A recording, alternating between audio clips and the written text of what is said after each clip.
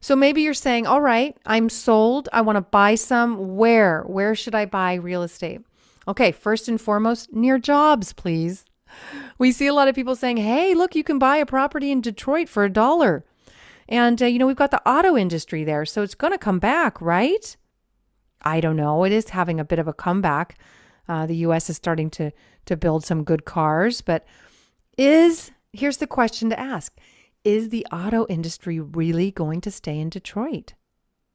I don't think so. It's moving. It's moving south. So you've got to pay attention to where are jobs going, and that's where I need to buy real estate. So yes, near jobs. And let's go back to jobs for a second and say diversified jobs. I know a lot of people are going to North Dakota because they found oil there, and there's been increase in home prices. But I will never buy property in an area that's dependent on one kind of job. That happened in Texas, where it was just pure, gas money. And then in the 80s, they had a major recession because that area in Texas was so dependent on just one kind of jobs, which was oil, one kind of job. In the 80s, new leadership came in and said, this is a horrible recession. We can't ever be dependent on just one industry. And that's when Texas became just a place to do business, because the leadership said, hey, we need to attract business. We're going to give all these incentives. We're going to cut taxes. We're going to make this a great place to do business. And that's why jobs have gone there. And that's why it's so well diversified now in Texas. That is not the case in North Dakota.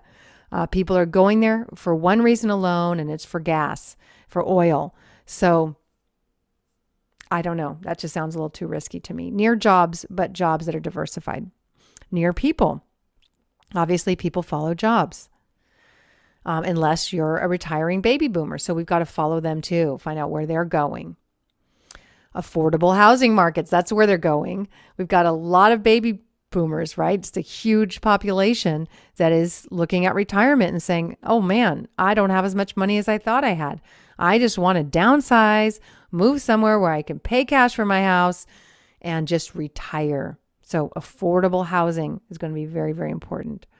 Middle-class neighborhoods. I love middle-class neighborhoods because higher class, higher income neighborhoods, they just don't cash flow. They're real nice. It might be where we want to live as human beings, but not necessarily own rental property because it just doesn't cash flow. But the middle class does. Now, lower income neighborhoods, there's really good cash flow there too, but you have crime issues and other issues. People move a little bit more. It's not my favorite kind of investment. I know some people love it, but I prefer middle class. Landlord-friendly areas, unlike, again, parts of California where, it takes forever to evict. There are states in the U.S. where you can evict very easily because the rules and laws of that state are such that if you don't pay your rent, you got to leave. You got to leave immediately. And if you don't, the sheriff's going to come and get you out. So, of course, we want to be investing in landlord-friendly areas. Okay, high-priced versus affordable markets. I already kind of mentioned this, but let's look at it. A California median home price is going to be around $330,000 when I put this together. That is changing every day, but let's just use this number for comparison. Median rent, $1,300. Again, that is changing, but let's use it for an example. Texas average home price, $117,000. That's gone up. But when I put this together, it hadn't. Median rent, $1,300. Look at that. Same rent, total difference in home price. $31,000 difference in income. So if you were to take all that income that you could get by buying 3 houses in Texas versus the one in California, and you added all that income up in 10 years, that'd be $310,000 in cash flow that you could get in Texas versus California. So you got to say, well, but California has appreciation. Well, it sure does, but it also has major drops in prices too.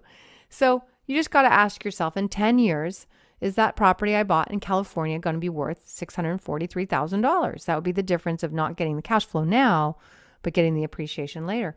Sure, it might be. It very well could be, but it's speculative. So if you are not in the mood to speculate, I understand. I'm not either. I go for cash flow. But I needed to put these numbers up to show you the difference.